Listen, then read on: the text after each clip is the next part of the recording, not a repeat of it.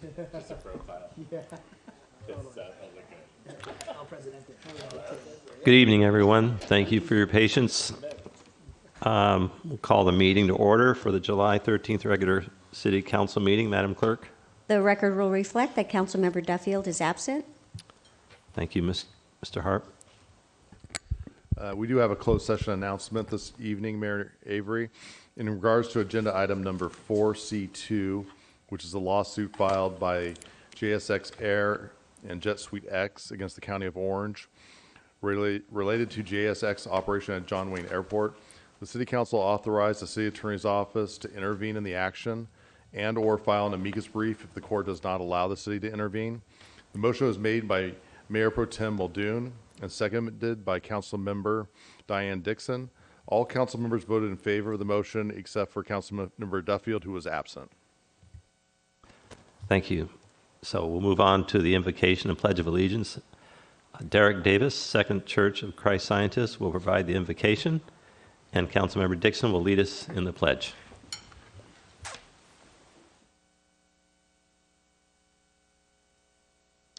Council members, city staff, and guests, thank you for inviting us here tonight. My name is Derek Davis. My family has resided in Newport Beach since 1967. I am a member of the Second Church of Christ Scientist, Newport Beach, located at 3100 Pacific View Drive, Corona del Mar. Christian Science is a religion based on the Bible and the writings of Mary Baker Eddy, the discoverer and founder and only pastor of the church. People of faith generally recognize a greater power and intelligence in the universe that is higher than our five physical senses. Whether that power be called God, Elohim, Jehovah, Abba, Allah, Bhagavan, or Akalparak, there is a commonality that refers to a supreme source outside ourselves. When we turn to this divine source, we find peace, and this helps us in our daily lives and interactions with other people, even in the deliberations of this city council and its committees. For my invocation, I would like to share the one brief prayer that Jesus taught his disciples, which we name after him, the Lord's Prayer. Jesus instructed us when he said, "After this manner, therefore, pray ye." And then he gave the prayer which covers all human needs. I will quote from the King James Version of the Bible, Matthew 6:9-13, accompanied by the spiritual interpretation of each line as contributed by Mrs. Eddy. Let us pray. Our Father, which art in heaven, our Father, Mother God, all harmonious, hallowed be thy name, adorable one. Thy kingdom come. Thy kingdom is come. Thou art ever present. Thy will be done in earth as it is in heaven. Enable us to know, as in heaven, so on earth, God is omnipotent, supreme. Give us this day our daily bread.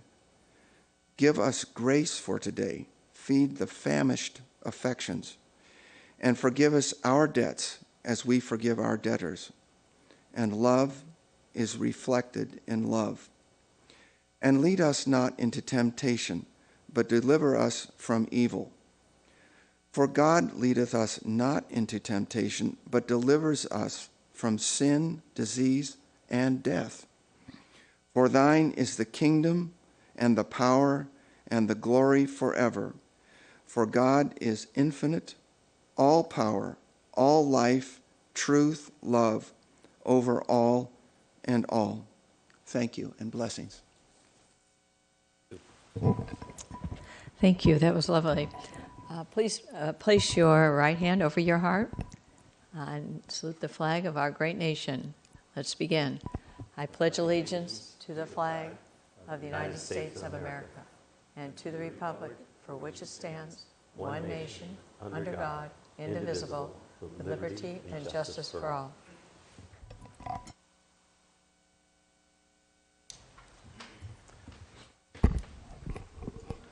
Okay. Now is the time for council announcements and oral reports from council members on committee activities. Councilmember Brenner. Yes, Noah, Diane, and I attended the dedication of the plaque commemorating the second phase of the Big Canyon Restoration Project today.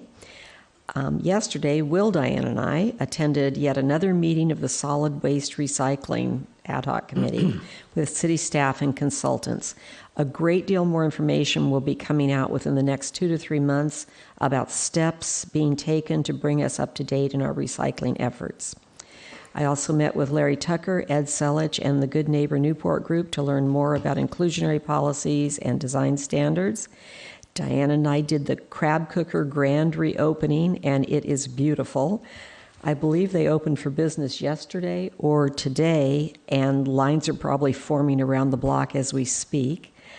I had an ADU meeting with a constituent and city staff to understand the complexities, and that's when I realized that overlay zones might be necessary to make these fit into our neighborhoods. I also had a meeting with OC Mosquito and Vector Control to learn about the sterile male mosquito release efforts to fight these dangerous critters. And if you want more information about that, you can go to ocvector.org. It's really a fascinating program. Most fun was participating in the Old Glory Boat Parade on Independence Day with the American Legion Yacht Club and chatting with General McMasters. This 4th of July was the nicest that I can remember in quite some time in Newport Beach. That's it. Thank you. Thank you, Councilmember O'Neill. None, thanks. Councilmember Dixon. Thank you, Mayor. I have a few. Before some slides come up, just some meetings that I've been attending. The SCAG Community Development, Economic, and Human Development Committee meeting, and that was really where this issue related to HCD and RENA has been thoroughly discussed, and the SCAG Regional Council after that, and then the July 8th, OCOG. I'm a member of OCOG, and there was a unanimous vote to file a lawsuit of OCOG to file a lawsuit against HCD on the methodology of the RENA process. So I voted yes to do that. Yes, July 4th was a fabulous day in Newport Beach. Peninsula for Families Parade on Balboa Peninsula was fantastic, and the Mariners Park Parade, where the mayor and Mr. O'Neill and I participated in both parades. And I think to our parks, or our senior recreation parks and senior committee staff department for doing an outstanding job and really having a fabulous July 4th. And in fact, on July 4th, I think this was the first year where I had the fewest comments from residents relating to illegal fireworks. I believe there were many, but they seem to have abated by midnight and seemed more peaceful. I don't know if that's my imagination, but that's what it appeared to me. The Peninsula Trolley began operating on June 26th. I think I have a slide if we want to pop up with that. We have a couple of slides to talk about various things. And so this is the 4th year of operation. And it started running June 26th through Labor Day, September 6th. We delayed the start because of COVID. Operates 10 a.m. to 9:30 p.m. on weekends and holidays. The July 4th holiday weekend ridership was below pre-pandemic levels, but it's climbing. It was just the awareness building is there. I rode it on July 4th weekend, and it's always satisfying to hear from visitors as well as residents who are riding the trolley and being able to avoid the parking challenges on the peninsula and being able to go to any beach that they'd like. So the Peninsula Trolley is on its operating schedule through Labor Day. Next slide is up? So today, this morning, Congresswoman Michelle Steele had lined up a visit, and Public Works met with her as well out on the Balboa Pier to talk about her efforts to get a congressional appropriation for sand replenishment from the San Gabriel River on down through Newport Beach. And she's very supportive of all the beach cities on this, and her efforts have resulted in the inclusion of the necessary funds. It's going to work through the congressional appropriations process. And while we were, is that my phone? Oh, that's Will's. While we were there, the junior lifeguard afternoon session was just beginning, and there were probably 800 young junior lifeguards out in the audience, so she greeted them. We both did, and it was quite a fun day. So Congresswoman Michelle Steele is working also with us on aviation matters, and we've invited her to participate in or just comment or report to us at our aviation committee meeting, which I'll announce is next Monday at 5 p.m. And it's in person, isn't it, Tara? It's in person. Where are we meeting? In the committee room. Thank you. All right, next slide. Today we were dedicating the Big Canyon Restoration Project, the plaque unveiling ceremony where the invasive pepper trees have been removed in that clearing in the back, where you see Mr. Blom and Ms. Brenner and myself and former Councilwoman Leslie Dago, who was really instrumental in the early days of this, and then she stepped off the council and we've taken it on. And Parks, Beaches, and Recreation Commission involved in that, and Chair Diana DeRudy is there as well. So it's a great park restoration project, and the state, you can't see it to the left, is the state portion that they need to get going to remove the pepper trees, and we will have a beautiful hiking and public area for people to enjoy, and the new growth is coming in, and it's really going to be beautiful. And I think, and then last but not least, the crab cooker is open. And so it was a wonderful day for the peninsula, for Newport Beach. Jim Wasco, the owner, he's the son-in-law of the founder. The restaurant was founded in 1951. It's an institution.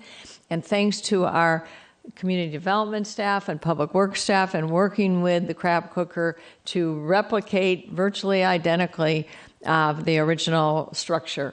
And their signage remains, and the interior is just the same it was, but it's slightly modernized. It's beautiful. And as I've been driving up and down the peninsula, as I normally do, the lines are around the block. So I wish them just great success, continued great success. My husband and I are delighted that they're back. They've been off during construction since 2018, so we're all delighted to have them back. And I think that's it for my announcements. Thank you, Mayor. Thank you. Councilmember Blom. Thank you, Mayor. I think it was last week I got the privilege to chair a water quality meeting. We had a wonderful time of it, and I think we adjusted some things in that meeting, kind of to emulate what Tara's brought in our airport committee, separating out people, really having them focus on independent little tasks so that we can have real achievable goals happening. So thanks, Tara, for making that first suggestion and then rolling it over into these other committees to make them a little bit better. Saturday, I had a great meeting first on Little Balboa Island, where we got to talk about all my favorite things, airports, traffic, electric bikes, and the homeless. Just endless fun, nonstop down there. We are working on all of them, rest assured. And my favorite line when I talk at these little things is, in Newport, we have irritations. We don't have problems. We're going to keep working on our irritations, but we're going to remember that we don't have problems here. We have a wonderful city to enjoy. After that was a lot better. I went to the Junior Guards fundraiser. We had an amazing turnout at Arbor. It was awesome. I was probably the most overdressed person there, which for any of you that know me is nearly impossible. But the flip-flops were rampant and the Hawaiian shirts were all over the place. The energy was amazing. Fundraising was out of control. We're all going to be jumping off the pier at one point once we can get the liability taken care of. We'll cover it. Don't worry, Grace. We'll be fine. Aaron, don't worry. And that was absolutely amazing. And then it was great always spending time with Public Works today down in Big Canyon. I was telling Dave, I used to ride my BMX bike down there before we had homeless people living in our little forest down there. So things have changed a little bit in the last 20, 30, 40 years. But it's great to see that we're constantly making improvements in the city, and thank you, Public Works, for such a great job down there and everyone involved in that project. So, thank you. Thank you. Mayor Pro Tem? No announcements, but I have an A1 item, Mr. Mayor. Yes. Thank you. So you may have seen the article in Daily Pilot about the new geological survey announced. It's released for the interactive tsunami hazard map for Orange County, and I had heard recently about contracts you can get in place so that if a disaster were to occur, earthquake or tsunami or otherwise, the FEMA funds are more readily available. So I'd like to A1 an item that's going to have staff create an RFP to find one of the, I think there are 5 big national firms, and see if one of them will fit Newport and its emergency needs. It's a zero-cost contract, as I understand it. It's all federal funded, and it's only really needed. You dust it off if there's an emergency. Otherwise, it just sits on the shelf, and it cuts out special meetings and legal time if something happens. Thank you. Thank you. I had a great 4th of July. Went to 2 great parades with Councilmember Dixon and Councilmember O'Neill, and down on the peninsula, and then up at Mariners Park area. And it was just, I think it was one of my favorite. Joy said it also, right? It was something about it, and Chief Lewis also mentioned that just the tempo was nice. It wasn't like some of our 4ths, where it was a little on the edge or over the edge. But it was just wonderful being out there with the residents and celebrating, and obviously it was a completely different 4th of July from the standpoint we're just also grateful to be out there without masks and enjoying each other's company. And then Julie and I, from there, we went out and picked up a mooring with our boat, and we were just far enough away from the main anchorage to be out of the fray, but close enough to be entertained. So it was a great 4th. Thank you. And now we'll move on to matters which council members have been asked to place on a future agenda. And Councilmember Blom has asked the council to consider adopting a Healthy Children resolution supporting schools as they return to normalcy, and for parental choice in deciding whether to mask or vaccinate their children. So can we take a straw vote? We want to hear that. It's unanimous. 5-1 with council members Blom, Dixon, O'Neill, Mayor Pro Tem Muldoon, and Mayor Avery. Thank you. All right. Madam Clerk? This is the time in which council members may pull items from the consent calendar for discussion. Those are items 1 through 9. Public comments are also invited on consent calendar items. Speakers must limit comments to 3 minutes. Before speaking, please state your name for the record. If any item is removed from the consent calendar by a council member, members of the public are invited to speak on each item for up to 3 minutes per item. All matters listed under consent calendar are considered to be routine, will all be enacted by one motion in the form listed below. Council members have received detailed staff reports on each of the items recommending an action. There will be no separate discussion of these items prior to the time the City Council votes on the motion, unless members of the City Council request specific items to be discussed and are removed from the consent calendar for separate action. Thank you. Councilmember Brenner, do you have any items to pull from the consent calendar or conflicts to announce related to items 1 through 9? None. Councilmember O'Neill? Councilmember Dixon? None. Councilmember Blom? None. Mayor Pro Tem? None. This is beautiful. And I have 3. No, I have none. Okay. Mayor, I have a motion when you're ready. Yes, please. Move the balanced consent calendar, items 1 through 9, with amendments to the minutes. Do we have a second? All right. Please vote. Public comments, Mayor. Oh, sorry. I'm ahead of myself again. Help Public us out. comment. Sorry. Help us Jim. out, Jim. It's really smooth right now. Thank you, Mayor Avery, members of the council. My name is Jim Mosier. I want to speak to you about consent calendar item 7, which is the Planning Commission agenda report. If you looked at that, you will see that the main item was the Planning Commission's denial of an appeal of the director's determination allowing the building of conventional dwelling units on hotel properties. I'd like to urge you to call that determination up for review. You may recall that in February, our planning director told you that the definition of a hotel in Newport Beach was out of date, and that for you, the council, to revise the definitions would require revisions to our general plan, our zoning code, and our coastal plan. You asked the director to see if he could find a way to do it on his own, and he did, but the director is not, like you, a legislator. He cannot change our codes. So to do this in your place, he had to go through impossible hoops. And to put those hoops in perspective, I want to remind you of your last meeting at which you were considering a resolution to terminate the local COVID emergency.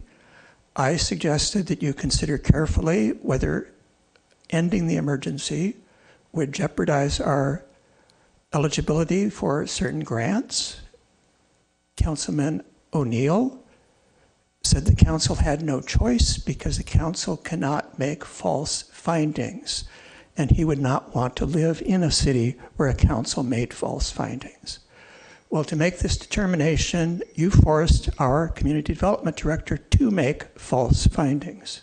Specifically, he had to find, number one, that dwelling units are equivalent to the uses already allowed on hotel properties, which at the Marriott at present, the allowed uses are ones that primarily serve visitors.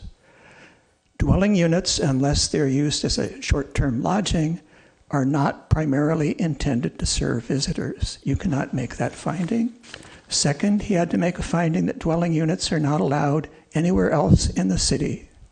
Clearly, you cannot make that finding. You, by contrast, have the power to change the codes. Through the normal legislative process, you do not have to make any false findings. You simply change the code.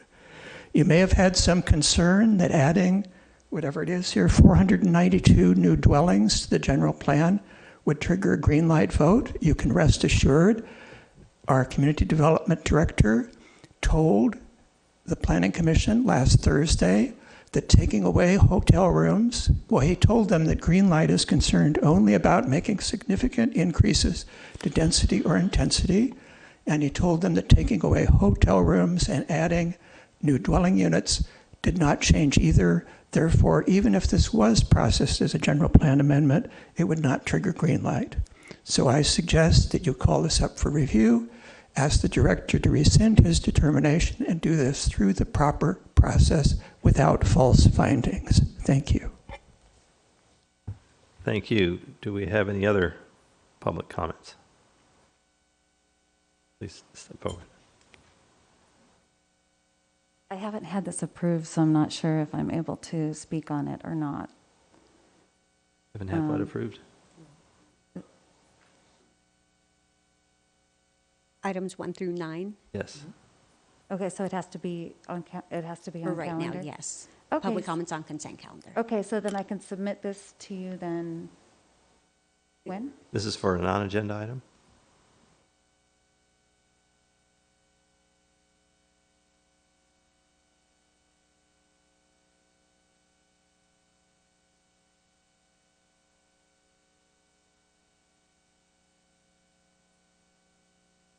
Okay. Seeing no other public comment on agenda, on the consent calendar, we've got a motion and a second to vote, huh?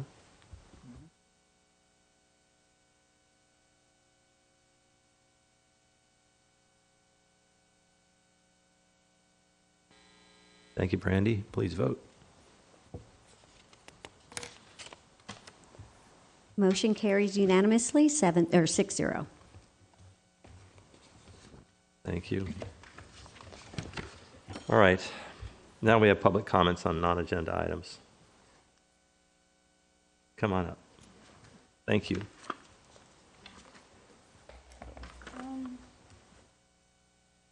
I'm just going to read this, otherwise I'll forget what I want to say.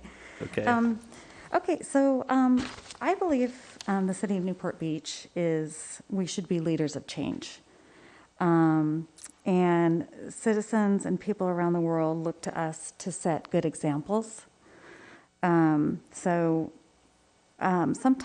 I mean, we have a beautiful, beautiful city, and I know that everyone that has put it together has done such a beautiful job. but sometimes there's some excessiveness, and I think there's some excessiveness with some of the recent things that they've put up with the lighting. And although it's beautiful, and I love, everything, the European lights and everything, it makes it look just beautiful. I think we have too many of them. And I think they are hazards of global warming. And it's something that we need to take a look at.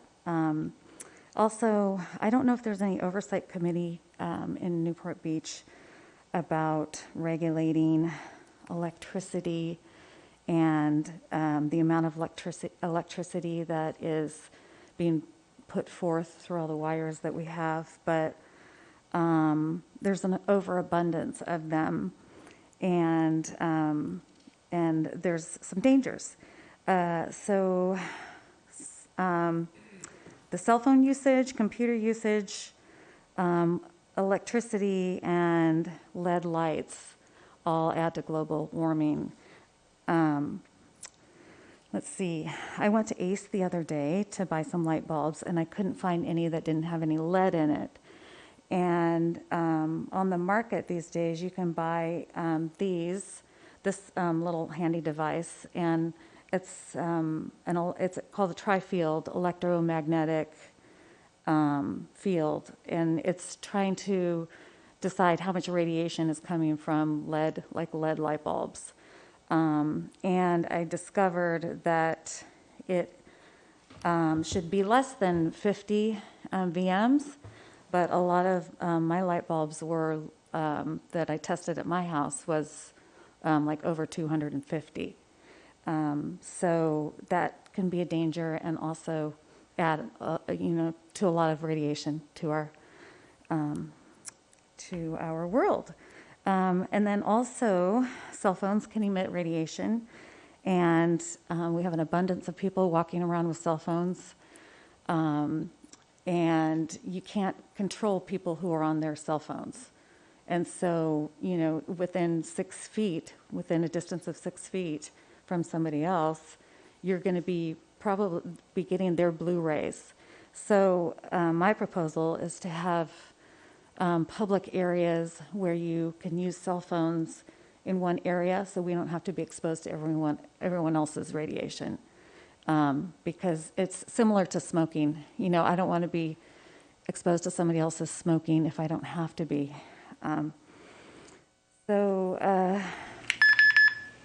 Sorry. Okay.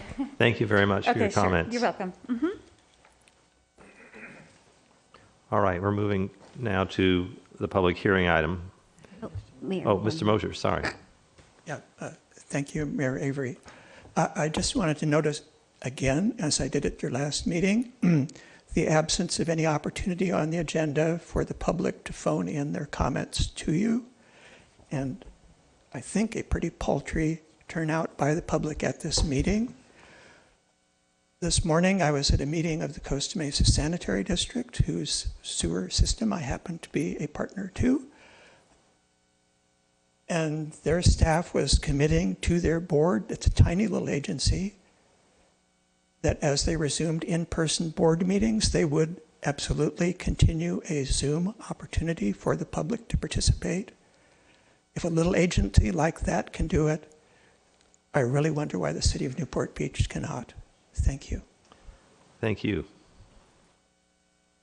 So do we have any further public comment?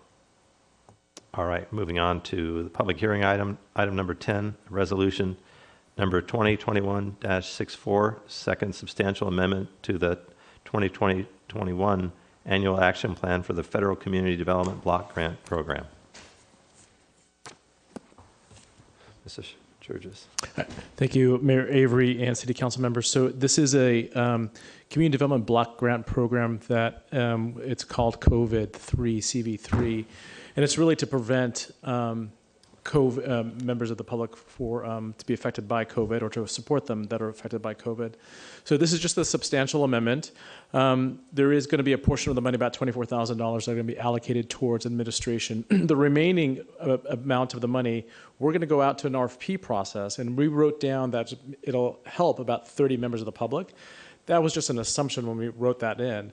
Earlier today, you had a presentation by OCB Well, and if that is the preferred provider or vendor that the city selects, we can definitely utilize the CDBG funds towards that vendor, that service, and it's going to be able to support a lot more than 30 individuals, probably in the hundreds, hopefully. So happy to answer any question that you may have for this program. Just one. On 10-19, when we're looking at the annual goals and objectives, we're talking $717,000 for a goal of 30 people assisted. That seems low. I'm hoping that we're going to be seeing a lot more people assisted for that level of money. So I was just curious if 30 was a placeholder or what's the goal there? That's correct. It was just a placeholder. We don't know what's the vendor or the service provider, and if it's OCB Well, clearly it's going to be in the hundreds to support. That's it. Thanks. Any other questions? All right, seeing none, we're open now to public comment on this item. Seeing no public comment? Move the item. Second. All right, motion and a second. Please vote.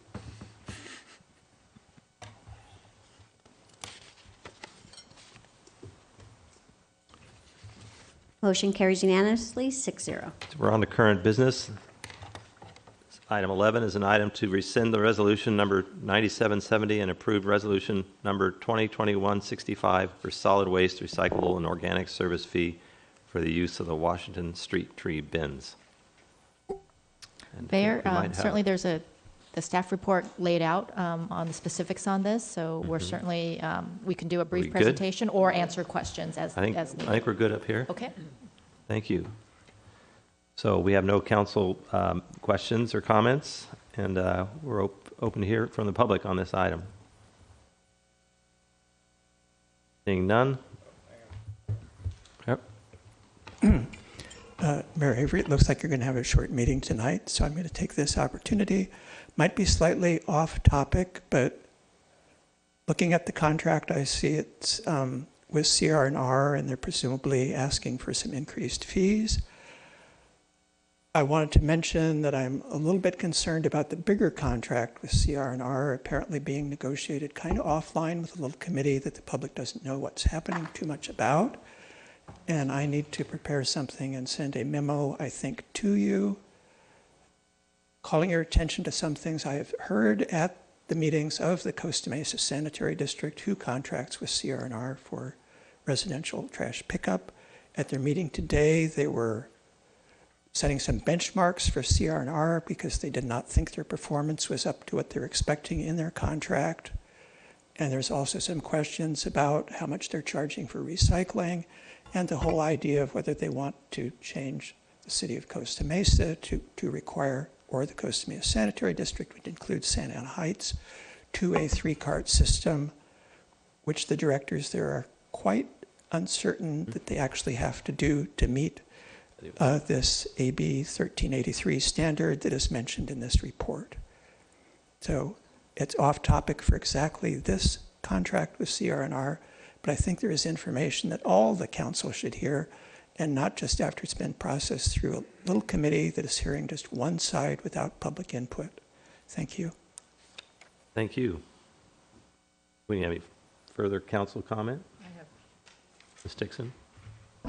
Thank you. Staff just wanted to make it worth your while to be sitting here tonight. A couple of things I want to thank you. You've worked extensively with the local merchants in Balboa Village, so thank you for that. Some of the public may remember a few weeks ago when I was showing some pictures of overflowing trash bins at Balboa Village.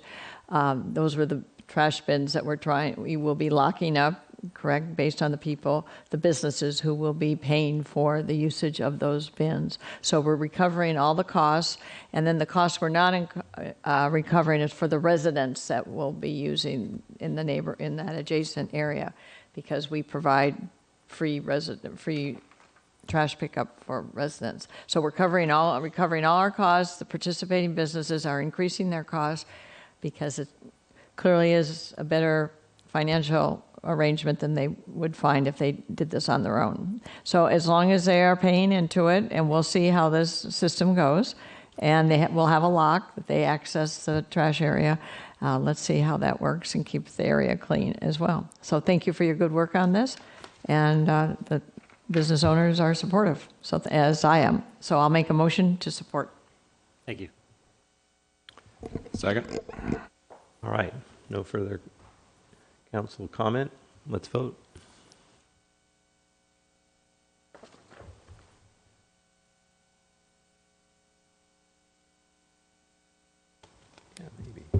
With Mayor Pro Tem Muldoon voting no, the motion carries 5-1. Okay, next item on the agenda is motion for reconsideration, Madam Clerk. A motion to reconsider the vote on any action taken by the City Council, either this meeting or the previous meeting, may be made only by one of the council members who voted with the prevailing side. Are there any motions for reconsideration? Seeing none? All right, we're moving on. Tonight, we are adjourning in the memory of Dean Botorf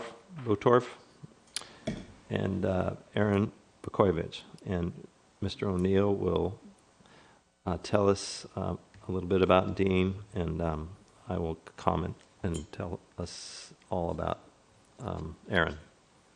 Thank you, Mr. Mayor. This is one, I knew Dean well, and this is a life well lived. So let me tell you a little bit about it. Dean Botorf was born in Santa Monica on June 8th, 1925, and was a Southern California native and lifelong resident. He passed away peacefully at his home in Corona del Mar on June 1st, just a week shy of his 96th birthday. Dean was raised in South Pasadena. He proudly served his country as a navigator on B-17s during World War II, and he navigated B-29s in the Korean War. Dean graduated from USC in 1950 with a bachelor's degree in music composition. Dean and his beautiful wife Betty were married in 1952 and welcomed daughter Cinda in 1954 and son Douglas in 1959. In the late 1960s, Dean joined the Laguna Beach School District as elementary school music supervisor and moved his family to Corona del Mar. He taught band, strings, and chorus in the 3 elementary schools in Laguna Beach for 20 years and stayed in touch with many of his former students who continued their musical careers professionally. One of Dean's many passions was introducing children to the magic of music and nurturing their love for playing, singing, and creating. As a member of the Exchange Club of Newport Harbor, Dean organized and produced the Search for Talent, student talent shows, and supported scholarships for music students. When Dean retired from teaching in 1988, he and Betty traveled the world. Dean had time for golf and sailing, 2 of his favorite activities outside of playing piano. He belonged to the Newport Beach Men's Golf Club and the Newport Beach Sailing Club, the American Legion, and the Newport Harbor Exchange Club, where he made many great friends, including me. Dean never stopped playing and composing music. He wrote songs and directed the annual Showboat Variety productions at the Bahia Corinthian Yacht Club for 11 years. He also wrote the original scores and lyrics for children's productions by the Friends of Newport Theater Arts Center. Up until the pandemic, he regularly performed at the Oasis Senior Center, which were a highlight on his calendar, and also, if anyone ever heard him, theirs as well. He was always willing to perform for meetings, accompany vocalists, and participate in talent shows at Oasis, where again he had many, many friends. And I have to tell you, his performances at the Oasis Talent Show were one of my favorites, including the hula dancers at Oasis. But Dean actually would bring original compositions of his own music that he had created and played, and my kids loved when he played the piano. Dean was a very generous, charming, and graceful man with a great sense of humor, full of talent and spirit that he was always willing to share with his community. And many, I know, are already missing Dean. Thank you. Thank you. Some of these are just more difficult than others. And this one's, I know for all of us up here, is more difficult than most. Tonight, we also adjourn in the memory of Erin Patricia Bukovic, wife of our City Utilities Director, Mark Bukovic. Erin passed into eternal life on July 2nd at the age of 45 after a 3-month battle with advanced melanoma. Erin was born on November 26, 1975, to Paul and Joanne Breen and grew up in Huntington Beach. She enjoyed a childhood filled with laughter, song, shenanigans, and biking to the beach with siblings and friends. In high school, she was endearingly voted class clown, a tribute to her trademark humor and spunk. At Franciscan University in Steubenville, Erin earned a Bachelor of Science degree in nursing, deepened her Catholic faith, and made the dearest of friends.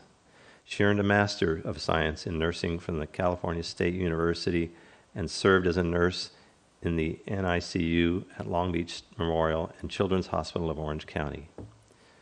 Erin and Mark were married in 2003 and thereafter welcomed 6 children: Luke, Dominic, Lucia, Stella, Marco, and Grace. Erin and Mark were devoted parishioners of St. Vincent de Paul Catholic Church in Huntington Beach and St. John the Baptist in Costa Mesa. Rearing their children in the faith and family traditions was her greatest devotion. Erin was the incomparable hostess who built a home that radiated joy.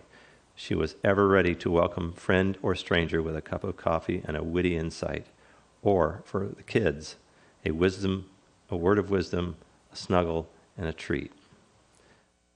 Erin's life on this earth was far too short, but her family and friends rejoice in cherished memories that will live on, and most importantly, in knowing her soul was ever fixed on heaven, where our Lord will wipe away every tear from their eyes, and death shall be no more. Revelations 21:4.